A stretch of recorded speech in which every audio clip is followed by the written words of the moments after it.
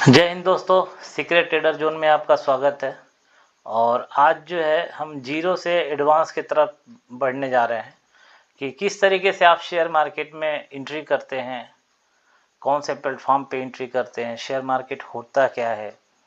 तो बहुत से हमारे साथियों का डिमांड था कि आप बेसिक से, बिल्कुल बेसिक से आप बताइए कि एक नया बिगिनर भी उस इसके थ्रू मार्केट में एंट्री कर सके। तो मेरे बनाने का पर्पज़ एक ही है कि एजुकेट करना, और आप जो है एजुकेट हों, ग्रो करें, और बिना लर्न किए, बिना टाइम दिए आपको कहेंगे कि आप मार्केट में एंट्री न करें। सबसे पहले आपको लर्न करना है, और लर्न करने के बाद से ही आपको शेयर मार्केट में आना चाहिए, क्योंकि जितना तेज़ी से प्रॉफिट होता है उतने तेज़ी से लॉस भी होते हैं। तो जब तक आप सीखे नहीं होंगे तो आप लॉस कर जाएंगे। तो इसलिए हम दोस्तों आज आपको बिल्कुल बेसिक से, जीरो से लेकर चलेंगे और धीरे धीरे एडवांस की तरफ बढ़ेंगे। तो सबसे पहले आ जाते हैं कि शेयर मार्केट है क्या चीज़। शेयर मार्केट कहते किसे हैं। तो देखिए दोस्तों, सिंपल और लैंग्वेज में हम आपको बताना चाहेंगे कि सबसे पहले ना आप एक चीज़ समझिए कि जैसे आप किसान हैं या कोई भी बिजनेस करते हैं। किसान कोई मान लीजिए, आप एक किसान हैं, आप जो भी फसल उगाते हैं, जैसे गेहूँ, चावल, चना, मटर, अरहर दाल, या फिर चीनी, है ना, जो भी बनाते हैं। तो आपके पास मान लीजिए कि जो फील्ड है, खेत है, जिसमें आप फसल उगाते हैं, तो वो आपके पास ज़्यादा है, तो खाने से आपका बच जा रहा है। तो आप क्या करेंगे, उसको बेचने के लिए कहीं ले जाएंगे। जाहिर सी बात है, अगर जिस एरिया में रहते हैं वहाँ आप बेचेंगे तो हो सके कि पूरी सेल ना हो पाए आपका स्टॉक, और अच्छे रेट ना मिल पाए। तो आप उठते हैं तो मंडी में जाते हैं। तो मंडी में क्या होता है कि आपके पास जितना भी स्टॉक होता है वो सारे स्टॉक, सारा माल सेल हो जाता है और आपको अच्छे रेट मिल जाते हैं। तो जो भी आप पैदा करते हैं खेतों में, वो ले जा कर के मंडी में बेचते हैं। मंडी में बेच देते हैं, आसानी से बिक जाता है, आपको पैसा मिल जाता है, आप अपने घर चले जाते हैं। ठीक। लेकिन जो कंपनियां हैं, जो कंपनियां iPhone, Vodafone, Jio, Airtel, Maruti Suzuki, Hero Honda, Bajaj scooty या बुलेट, या जो भी सेक्टर्स है, मेडिसिन्स हैं, एनर्जी है, ठीक ना, या फिर ऑयल है, गैस है, जो कंपनियां ये सारी चीज़ें बना रही हैं, आखिर उनका ये एसेट्स है। जैसे ज़मीन, प्रॉपर्टी, खेत जो है वो किसानों का एसेट्स होता है, उसी तरीके से कंपनियों का एक एसेट्स होते हैं। ठीक ना, कंपनियां जो भी अपना ब्रांड मार्केट में ले आती है वो उनका एक एसेट्स है। तो आखिर वो कहाँ सेल करेंगे। तो आप तो मंडी में ले जाके बेच दिए अपना अनाज, लेकिन जो बड़ी बड़ी कंपनियां हैं, जो आप रात दिन यूज़ करते हैं, डायरेक्टली इनडायरेक्टली, जाने या अनजाने में, वो सब एक ब्रांड होते हैं। साबुन से लेकर के और बिस्किट्स, नमकीन, या ऑयल, या माचिस, या फिर जैसे बताया कि four wheeler, two wheeler, helicopter, aeroplane, जो भी आप यूज़ करते हैं वो कंपनियों का एसेट्स होते हैं। तो वो कहाँ बेचेंगे। तो यहाँ से शुरू होता है आपकी जर्नी। तो वो लेके जाते हैं मंडी में। तो उनका मंडी क्या है, उनका मंडी है स्टॉक एक्सचेंज, जिसे कहते हैं BSE NSE। ठीक ना दोस्तों, वो होता है स्टॉक एक्सचेंज में NSE, NSE, और दूसरा होता है BSE। ठीक। तो वो जो है अपना NSE और BSE पे ले जा करके माल बेचते हैं। जैसे जानते हैं दलाल स्ट्रीट, बॉम्बे में जो मार्केट है, शेयर मार्केट, वहाँ पे एक दलाल स्ट्रीट है। उसका मतलब ये था ना कि ब्रोकर जो होते थे वो बहुत पहले की बात है, जो ब्रोकर में मतलब कि उस समय इंटरनेट वगैरह नहीं हुआ करते थे, तो वो क्या कहते हैं फिजिकली अपना स्टॉक खरीदते थे, बोली लगाते थे, तो उसके नाम पे दलाल स्ट्रीट पड़ गया। उसमें जैसे कि कहते थे आप इतने में खरीद लीजिए, इतने में बेच दीजिए कोई भी प्रोडक्ट को, तो जो बिचौलिए होते थे वो ये काम कराते थे, तो दलाल स्ट्रीट हो गया, ठीक ना। तो अब आते हैं एनएससी बीएससी के प्लेटफॉर्म पे ये जो कंपनियां हैं वो अपना एसेट्स यानी शेयर बेचती और खरीदती हैं, ठीक ना। तो ये नेशनल स्टॉक एक्सचेंज है। तो इसे क्या, इसका पूरा फुल फॉर्म है नेशनल स्टॉक एक्सचेंज, ठीक। और बीएससी का है full form Bombay stock exchange. समझ में आ गई बात दोस्तों। तो ये एनएससी और बीएससी है national stock exchange, BSc stock exchange. तो इनकी निगरानी कौन करता है? एनएससी। मान लीजिए कि आप एनएससी पे खरीद रहे हैं कोई भी चीज़, तो ये काम कैसे करता है? ये एनएससी बीएससी दोनों जगह पे बाइंग और सेलिंग होती है। तो वो अपना ले आते हैं एसेट्स और इनके पास इस प्लेटफॉर्म पे इनका ये मंडी है, तो यहाँ पे वो बेचते हैं। तो इनकी निगरानी करने के लिए एक सेबी है, ये सेबी आ जाता है कि पता चला कि एनएससी बीएससी सही काम कर रहा है कि नहीं कर रहा है। तो ये गवर्नमेंट बॉडी होती है,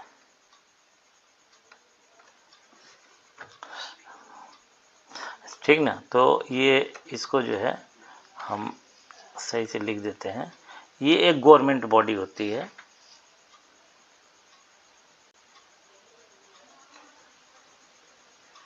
गवर्नमेंट बॉडी होती है, ठीक ना दोस्तों।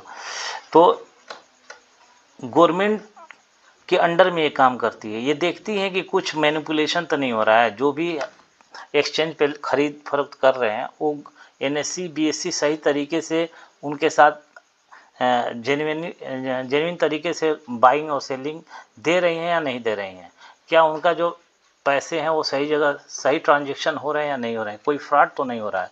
तो इसकी निगरानी कौन करता है? सेबी करता है। और सेबी किसके अंडर में होता है? गवर्नमेंट के। ये गवर्नमेंट को रिपोर्ट करता है और सेबी का काम होता है एनएससी बीएससी को देखना, ठीक है दोस्तों। तो ये हो गया कि ये काम कैसे करता है। अब चलते हैं कि आखिर उनको बड़ी बड़ी कंपनियों को ज़रूरत क्यों पड़ती है एनएससी बीएससी के पास आने के लिए, ठीक ना दोस्तों। एनएससी बीएससी का सपोर्ट लेने के लिए उनको बीएससी,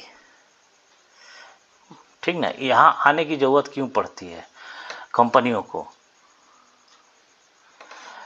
तो जैसे कंपनियों के का ये सिटी है, तो अब कोई कंपनी जो है अपना प्लांट लगाना चाह रही है किसी ऐसे पर्टिकुलर एरिया में जहां उनको पैसे की बहुत ज़रूरत है। आखिर कंपनी ग्रो कैसे करेगी? कंपनी अपना सेटअप डालेगी अलग अलग जगह पे, तो उनका जब सेटअप पड़ेगा तो उनको पैसे की ज़रूरत होगी। तो वो क्या करते हैं कि कुछ अपने शेयर को यहाँ बेच देते हैं, ठीक ना, यहाँ पे बेच देते हैं, ठीक ना। तो एनएससी बीएससी के थ्रू बेच देते हैं। या कुछ कंपनियां आईपीओ लाती हैं, ठीक ना दोस्तों, आईपीओ लाती हैं, आईपीओ।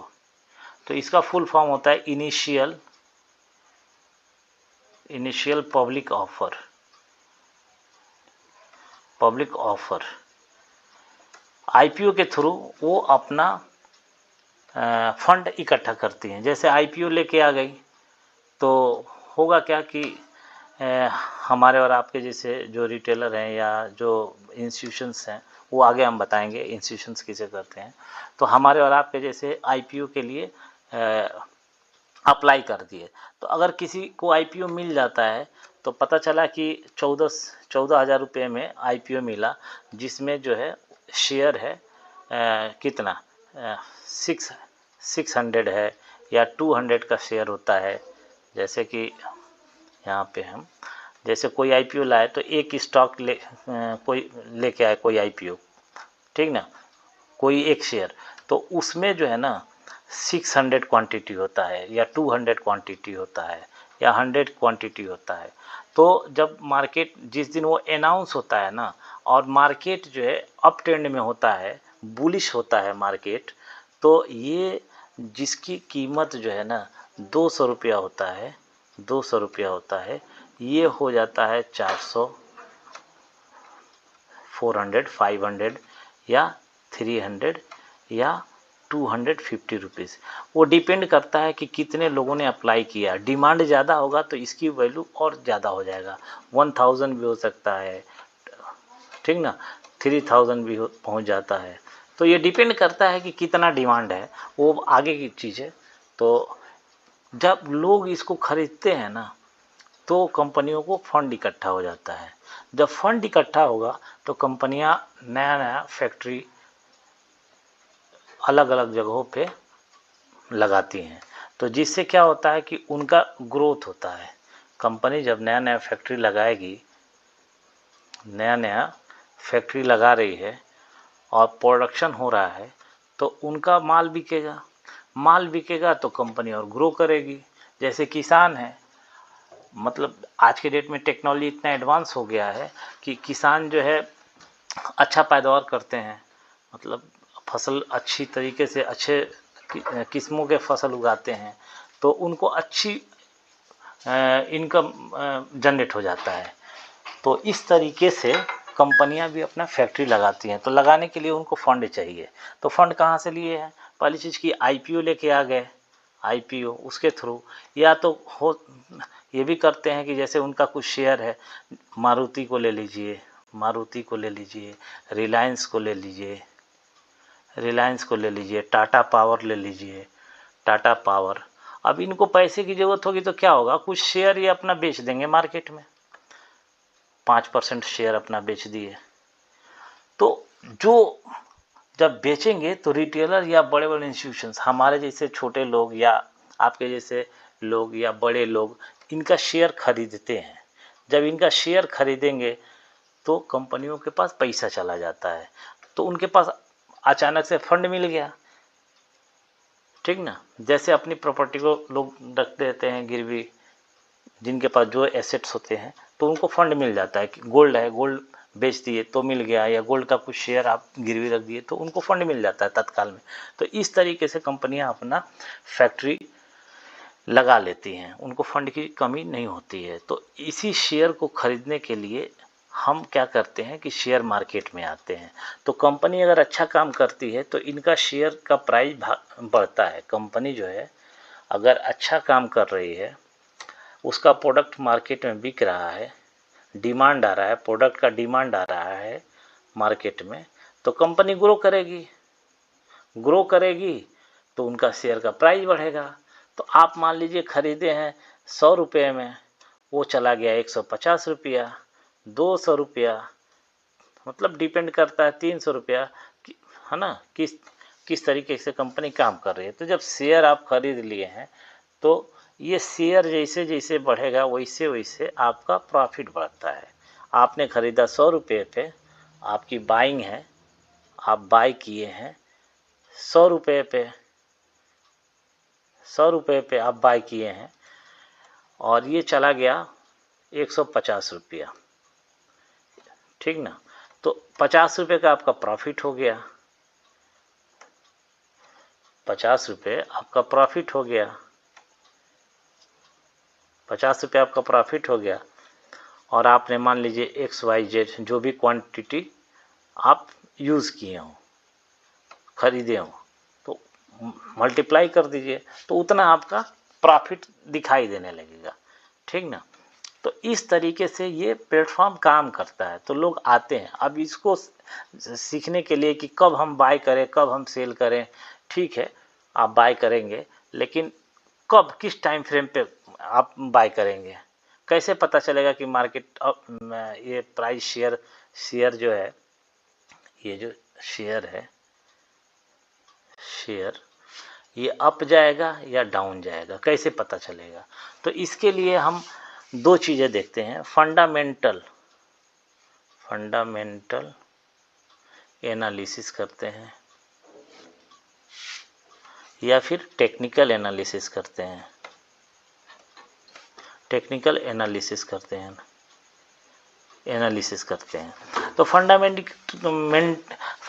एनालिसिस में हो जाता है कि कंपनी का खाता वही देखना, उसके पास कितनी लायबिलिटी है, कितने एसेट्स हैं, कितनी डेप्ट है, कितने कर्ज में है कंपनी, कितना उसके पास कैश फ्लो मार्केट में है, कितना उसके पास लिक्विडिटी है।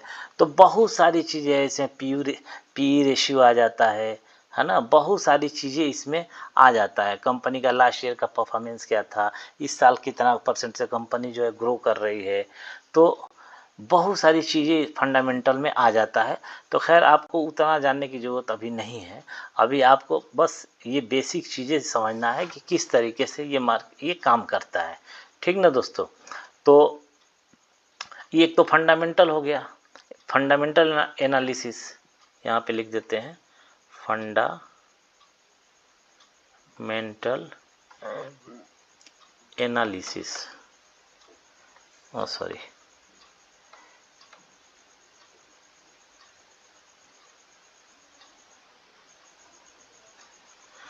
Fundamental analysis.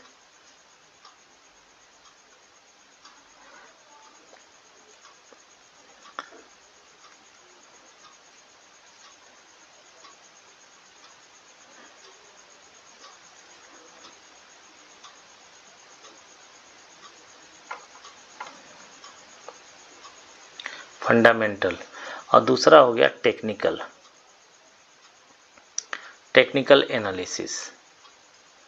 एनालिसिस। ठीक ना। तो अब हम जो लॉन्ग पोजीशन बनाना चाहते हैं, मीन्स कि जिनका व्यू रहता है कि हम 2 साल 3 साल 1 साल 6 महीने के लिए मार्केट में रहेंगे, तो वो फंडामेंटल एनालिसिस देखते हैं। मतलब कि अगर किसी का व्यू है कि नहीं हमारे पास कुछ कैश पड़े हुए हैं, हम उनको जो है 2 इयर्स से लेके 5 इयर्स या 5 इयर्स से लेके 15 इयर्स के लिए हम इन्वेस्ट करना चाह रहे हैं, तो वो फंडामेंटल को नहीं देखते हैं। मतलब उनका कंपनी का जो है बही खाता नहीं चेक करते हैं कि उनका लायबिलिटी क्या है, एसेट्स क्या है, उनके पास डेप्ट क्या है, कैश फ्लो क्या है, उनका कैपिटल क्या है, मार्केट कैपिटल क्या है, उनके ऊपर कर्ज कितना है ना। तो ये सारी चीज़ें वो देखते हैं। कौन? जिनका लॉन्ग व्यू होता है, 5 ईयर 2 ईयर से 5 ईयर या 5 ईयर्स टू 15 ईयर का रहता है, तो वो इस चीज़ को देखते हैं। और जिनका ये रहता है कि हम इसमें ट्रेड करेंगे 2 दिन के लिए, 5 दिन के लिए, 10 दिन के लिए, जिसको कहते हैं BTST या BTST का मतलब बाय टुडे सेल टुमारो, और STBT का होता है सेल टुडे बाय टुमारो। तो अब ये क्या होता है कि ये इनका व्यू होता है कि मार्केट जो है 5 दिन के लिए बुलिश रहेगा, अप ट्रेंड में जाएगा, तो हम जो है बाय कर लेते हैं। तो बाय करने के लिए वो चार्ट देखते हैं, चार्ट पे एनालिसिस करते हैं, प्राइस एक्शन देखेंगे कि किस तरीके से प्राइस काम कर रहा है। तो वो चार्ट पे एनालिसिस करके अपना 4 दिन 5 दिन 10 दिन 15 दिन 20 दिन 1 महीने के लिए अपना पोजीशन क्रिएट कर लेते हैं, और 1 महीने या 4 दिन में 5 दिन में उनको अच्छा प्रॉफिट आ जाता है, वो सेल करके निकल जाते हैं। बाय किए हैं, एग्जिट करने के लिए, मार्केट से निकलने के लिए आपको सेल करना होगा, तो सेल करके निकल जाते हैं। ठीक। और दूसरे कौन होते हैं? दूसरे वो होते हैं जिनको लगता है कि मार्केट 4 दिन 5 दिन 1 महीने तक गिरेगा, तो वो सेल कर देते हैं, सेल करेंगे। ठीक ना, वो सेल कर देते हैं, वो जो है सेल कर देंगे, उसी स्टॉक को सेल कर देंगे कि मार्केट गिरेगा नीचे, तो उनको प्रॉफिट हो जाता है। जैसे पता चला कि वो 1000 पे सेल किए और मार्केट आ गया कितने पे? 500 पे 1 महीने के अंदर। तो वो जो बीच का है 500 रुपीज़ सेल किए थे महंगे में, 1000 में सेल किए थे, अब नीचे एग्जिट करने के लिए, अपना प्रॉफिट बुक करने के लिए वो बाय करेंगे। जब वो बाय करेंगे तो उनको 500 रुपये का प्रॉफिट हो जाएगा, ठीक ना। जैसे कोविड में क्या हुआ था, चारों तरफ हाहाकार मचा हुआ था, मार्केट गिर रहे थे। इसी तरीके से किसी कंट्री में अगर युद्ध हो जाता है तो मार्केट गिरने लगता है। कोई आपदा आ गया या इंटरनेशनली या ग्लोबली कोई मार्केट में जो है क्राइसिस आ जाता है तो मार्केट गिरने लगता है। तो उसमें क्या होता है कि लोग सेल करके और पैसा कमा लेते हैं। अगर मार्केट में सब कुछ अच्छा चल रहा है तो वो बाय करके मार्केट में पैसा कमा लेते हैं। तो ये हो गया BTST और STBT। तो हम जिस प्लेटफॉर्म पे काम करते हैं वो है NSE BSE, ठीक ना, वो एक्सचेंज है। और जिनके थ्रू काम करेंगे, अब भाई बॉम्बे तो आप जाएंगे नहीं डायरेक्ट कि हम NSE पे डायरेक्ट जाके बाय खरीद कर लें या BSE पे जाके डायरेक्ट हम बाइंग कर लें या सेलिंग कर लें। तो उसको करने के लिए आपको एक प्लेटफॉर्म की ज़रूरत होती है। तो उस प्लेटफॉर्म को कहते हैं ब्रोकर। ब्रोकर, ठीक ना। वो जो ब्रोकर होते हैं वो अपना प्लेटफॉर्म देते हैं कि आप मेरे ऐप के थ्रू आप बाइंग सेलिंग कीजिए। तो मार्केट में बहुत सारे ऐप्स हैं, जैसे आप देखेंगे कि धन है, दूसरा एंजल वन, तीसरा जो है जीरोधा है, काइट, ठीक ना। इसी तरीके से ग्रो है। तो ये सारे और भी हैं। तो लेकिन हम आपको कहेंगे कि आप जो है धन में कीजिए, क्योंकि इसका इंटरफेस बहुत अच्छा होता है। तो एंजल में भी कर सकते हैं, जीरोधा में भी कर सकते हैं। ये सब बहुत पुरानी ब्रोकर है, लेकिन ब्रोकरेज इसमें कम लगता है। अगर कोई फीमेल यूज़ करती हैं इसको धन को तो इनको 10% का डिस्काउंट मिल जाता है ब्रोकरेज में। और ये ब्रोकरेज जब होता है तो उसमें गवर्नमेंट का टैक्स भी रहता है। गवर्नमेंट को टैक्स देने के बाद से आप कुछ ब्रोकर को कुछ देते हैं। तो डिपेंड करता है। तो ब्रोकरेज बहुत ज़्यादा नहीं होता है, ठीक है। 20 रुपया बाइंग का लगता है, 20 रुपया बाइंग का लगेगा और 20 रुपया सेलिंग का लगेगा। 20 रुपया जो है सेलिंग का लगता है। और कुछ STT होते हैं जो गवर्नमेंट को जाते हैं। तो ये सारी चीज़ें हैं कि बिल्कुल लीगल तरीके से काम होता है और गवर्नमेंट के देख रेख में काम होता है, ताकि कोई ब्रोकर भाग ना जाए आपका पैसा लेके। तो इसके पीछे गवर्नमेंट रहती है। और ये इंडिया में अगर करते हैं तो ये इंडिया की हम बात कर रहे हैं कि इंडिया में गवर्नमेंट है, कोई ब्रोकर आपका पैसा लेके भाग नहीं सकता है, ठीक ना।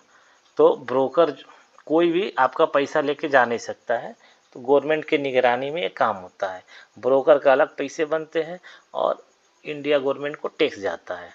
तो और जो जिस प्लेटफॉर्म पे आप बाइंग सेलिंग करते हैं वो प्लेटफॉर्म होता है ब्रोकर, जिसका नाम है एंजल वन, धन, जीरोधा, काइट, ठीक ना। तो आपको बता दिए कि धन अच्छा प्लेटफॉर्म है, आप कर सकते हैं। और एंजल वन भी है, जीरोधा भी है। अब आपको जो भी अच्छा लगे आप कर सकते हैं। डिस्क्रिप्शन में लिंक है, आप उनके थ्रू कर सकते हैं। तो ये इंडियन मार्केट की बात हम कर रहे हैं। तो इंडियन मार्केट में होता क्या है ना दोस्तों कि इसमें बहुत सारे ऑप्शंस होते हैं, ठीक ना। फ्यूचर एंड ऑप्शंस होते हैं। क्या होते हैं फ्यूचर एंड ऑप्शंस? अब मैं आपको डिटेल करने जा रहे हैं कि यहाँ पे क्या होते हैं ना कि future and options, future and options. तो इसमें क्या है कि ऑप्शंस में होता क्या है ना कि इनकी एक एक्सपायरी होती है कि आपको जो है वीकली एक्सपायरी होती है, वीकली एक्सपायरी होती है, मंथली एक्सपायरी होती है। बात कर रहे थे दोस्तों कि वीकली और मंथली एक्सपायरी होता है ऑप्शंस में, जो कि ये हर थर्सडे को जो है एक्सपायर होता है। मतलब उस दिन कॉन्ट्रैक्ट जो है एक्सपायर हो जाता है। ये महीने के लास्ट में जो है थर्सडे होता है, उसमें जो है एक्सपायर हो जाता है। तो ये मंथली कॉन्ट्रैक्ट होते हैं, ठीक ना। तो फ्यूचर और ऑप्शन दो होते हैं। तो ऑप्शंस में क्या होता है ना कि अगर आपका, ये हम आगे की बात करेंगे क्योंकि बहुत ज़्यादा एक ही बार में बता देंगे तो समझ में तो थोड़ी दिक्कत हो जाएगी। तो फ्यूचर और ऑप्शंस होते हैं, ठीक ना। और इसके बाद से क्या होता है कि आप देखेंगे कि इसमें भी शेयर्स होते हैं। तो शेयर्स में जैसे रिलायंस ले लीजिए, रिलायंस ले लीजिए, टाटा ले लीजिए, है ना, और अडानी ले लीजिए। तो अडानी के भी बहुत से हैं। तो आप जिसका भी, जो भी बड़ी बड़ी कंपनियां हैं, किसी का भी आप उठा लीजिए तो इसके भी फ्यूचर हैं और ऑप्शंस होते हैं। इनके भी कॉन्ट्रैक्ट ऐसे ही काम करते हैं। तो अब मैं बात करने जा रहा हूं कि आखिर ये जो है किस में होते हैं। बैंक्स भी होते हैं। तो इसमें आता है इंडेक्स। इंडेक्स कौन सा है? इंडेक्स आ गया, ठीक ना। इसमें इंडेक्स होता है। तो इंडेक्स में क्या होता है? निफ्टी होता है, निफ्टी। फिर क्या है? Bank Nifty, bank Nifty, bank Nifty, fin Nifty, fin Nifty, ठीक ना। Mid cap Nifty, mid cap Nifty, और भी आ गए हैं जैसे सेंसेक्स हो गया, सेंसेक्स, बैंकेक्स, बैंकेक्स हो गया, ठीक ना। तो ये इंडेक्स हैं, ये जितने भी देख रहे हैं, Nifty, bank Nifty, fin Nifty, mid cap Nifty, Sensex, Bankex. तो सेंसेक्स और बैंकेक्स जनरली बीएससी पे ट्रेड होते हैं, बीएससी, बॉम्बे स्टॉक एक्सचेंज। और निफ्टी, बैंक निफ्टी ये जो है एनएससी पे ट्रेड होते हैं। अब मैं आपको बताना चाहूँ कि ये जो बैंक निफ्टी, फिन निफ्टी है, इसमें स्टॉक कौन कौन से होते हैं। तो अब देखिए कि जो बैंक निफ्टी है ना दोस्तों, बैंक निफ्टी, बैंक निफ्टी, इसमें जितने भी बैंक्स हैं, banks, HDFC, HDFC, ICICI, axis, axis bank, SBI, SBI, जितने भी बैंक्स हैं वो सब बैंक के शेयर होते हैं बैंक निफ्टी में। बैंक से ही समझ जाइए, बैंक के शेयर हैं, सारे बैंक के शेयर है। एचडीएफसी बैंक का शेयर होगा, आईसीआई का शेयर होगा, एक्सिस बैंक का शेयर होगा, एसबीआई का शेयर होगा, और कुछ मेजर स्टॉक भी होते हैं जिनको मिला के बैंक निफ्टी बना है। तो बैंक निफ्टी में इतने सारे स्टॉक हैं। अब निफ्टी ले लीजिए, निफ्टी, निफ्टी में क्या है कि टॉप 200 स्टॉक, 100 स्टॉक, 50 स्टॉक, ये जो है ये बैंक निफ्टी में स्टॉक तो बहुत होते हैं। तो निफ्टी में टॉप 100 स्टॉक के हैं, टॉप 200 स्टॉक के हैं, टॉप 500 स्टॉक के हैं।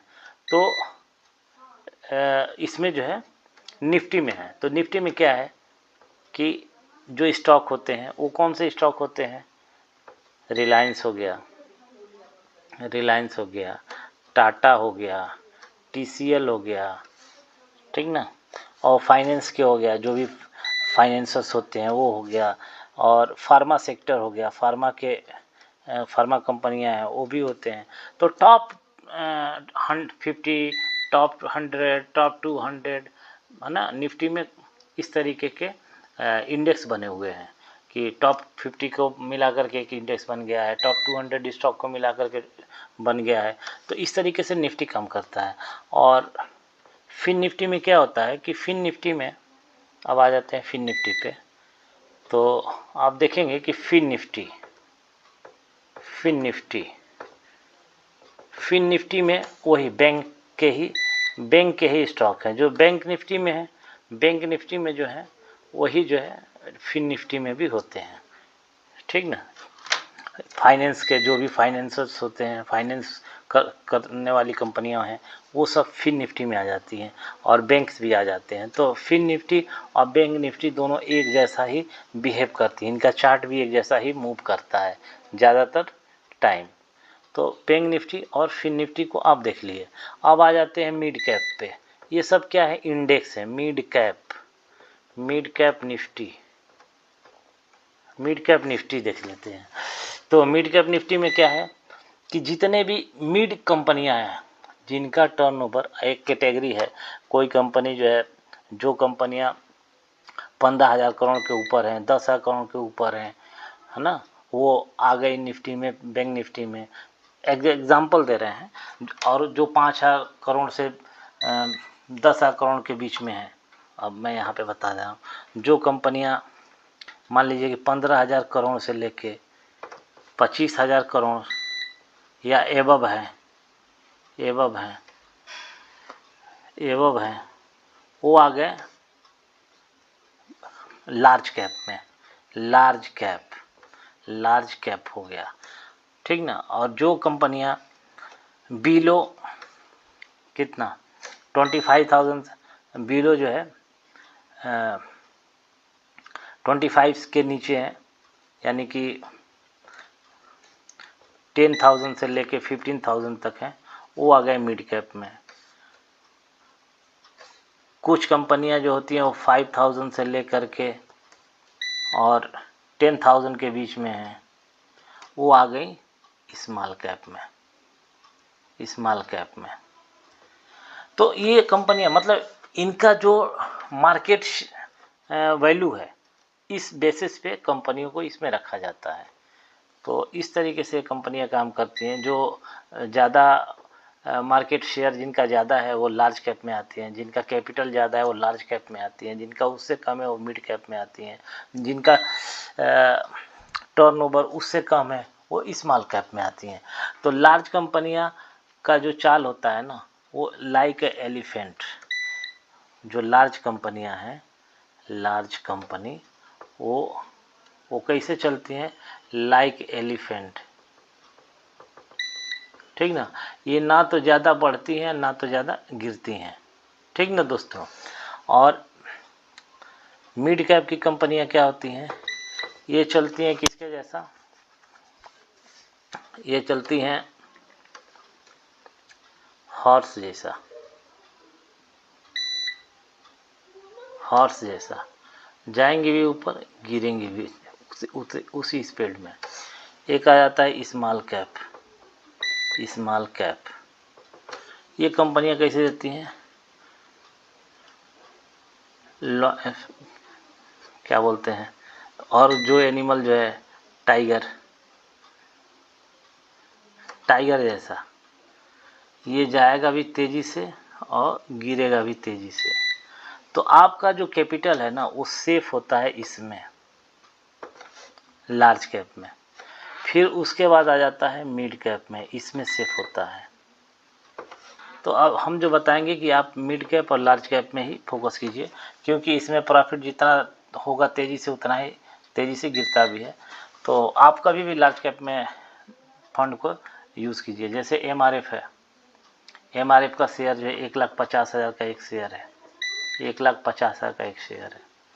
रिलायंस है, महिंद्रा एंड महिंद्रा है। ये सब कंपनियां लार्ज कैप में है। ये चलेंगी तो धीरे धीरे और गिरेंगे भी तो धीरे धीरे, ठीक ना। आपको निकलने का मौका मिल जाता है कि आपका लॉस हो रहा है तो थोड़े से लॉस में आप निकल सकते हैं। बट इसमें क्या है कि स्मॉल कैप में आपको निकलने का मौका नहीं मिलेगा, मतलब गया तेज़ी से और गिरा भी तेज़ी से। तो इसमें हम आपको नहीं कहेंगे कि आप इसमें कभी काम करें, ठीक ना। तो इस तरीके से हम यहाँ पे आज आपको समझा दिए कि मार्केट में, शेयर मार्केट में कैसे काम करता है, किस तरीके की शेयर्स होते हैं। तो और ये तो हो गया दोस्तों। अब हम नेक्स्ट वीडियो में, नेक्स्ट पार्ट में आपको समझाएंगे कि इसमें एंट्री और एग्जिट किस तरीके से करते हैं, किस प्लेटफॉर्म पे आप इसको यूज़ कर सकते हैं, ठीक ना। बहुत सारी चीज़ें हैं दोस्तों, धीरे धीरे आप वीडियो को देखेंगे ना तो जीरो से लेके एडवांस तक आप आगे बढ़ जाएंगे, समझ में सारी चीज़ें आ जाएंगी कि क्यों हम करते हैं। तो नेक्स्ट वीडियो में हम उस टॉपिक को कवर करेंगे। तब तक के लिए वो मेरा पार्ट रहेगा, सेकंड पार्ट रहेगा, ठीक ना दोस्तों। तो सेकंड पार्ट में हम आपको और भी आगे का स्टेप बताएंगे।